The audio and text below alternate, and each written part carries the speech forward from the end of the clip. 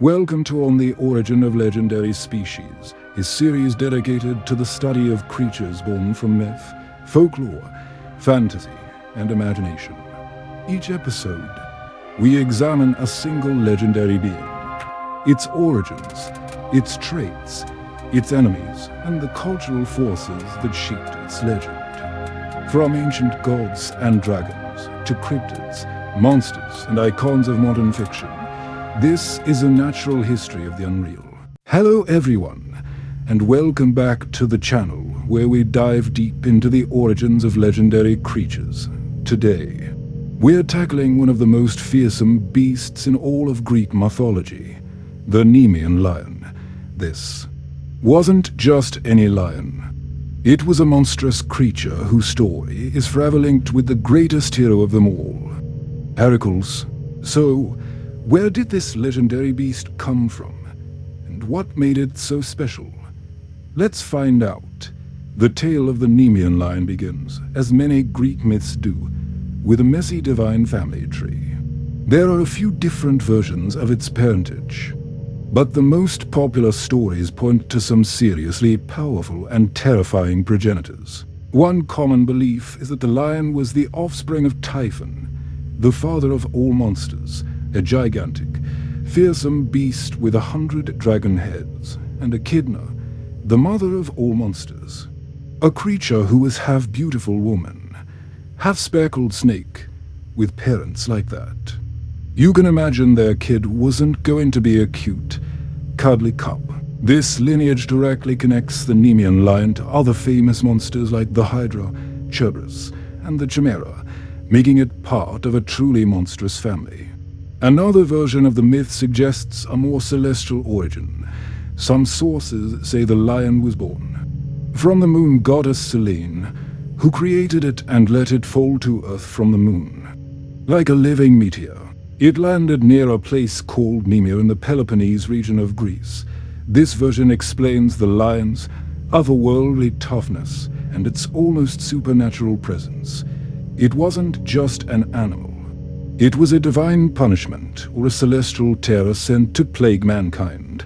Imagine looking up at the moon and knowing it could birth such a monster. It really adds a layer of cosmic horror to the story, doesn't it? Regardless of its exact birth, the Nemean Lion grew into a beast of immense size and strength. It made its lair in a cave near Nemea and began terrorizing the countryside. It would snatch up livestock and worse, villagers, dragging them back to its den. The people were helpless, but what made this lion truly unstoppable was its incredible hide. Its golden fur was said to be impenetrable, completely immune to any weapon forged by mortals. Spears would shatter, swords would dull, and arrows would simply bounce off its skin. This invulnerability was the lion's greatest asset, and the source of its fearsome reputation. This is where our hero, Heracles, enters the picture as the first of his famous 12 labors, assigned to him by King Eurystheus as a penance. Heracles was tasked with killing the Nemean lion and bringing back its skin, a seemingly impossible task, right? When Heracles arrived in Nemea, he quickly realized the stories were true. He fired his arrows at the beast, but they just clattered uselessly against its golden fur. He tried his sword and his massive olive wood club, but they had no effect either. The lion was simply too tough. Realizing that conventional weapons were useless, Heracles had to rely on his own divine strength and wit. He tracked the lion back to its cave, which conveniently had two entrances. Heracles cleverly blocked one of the entrances, trapping the lion inside with him. With nowhere to run, the lion was forced into a direct confrontation in the dark, confined space of the cave. Heracles wrestled the mighty beast. He wrapped his powerful arms round the lion's neck and, using his immense, godlike strength, he squeezed and squeezed until he finally choked the life out of the creature. But the labor wasn't over. Heracles still had to get the skin. He tried to flay the lion with his knife, but again, The hide was too tough. Frustrated but ever resourceful, Heracles had a moment of genius. He realized that the only thing that could possibly pierce the lion's impenetrable skin was one of its own razor-sharp claws. He used the dead lion's claw to carefully skin the beast. Heracles then wore the lion's hide as a cape, with its head serving as a helmet.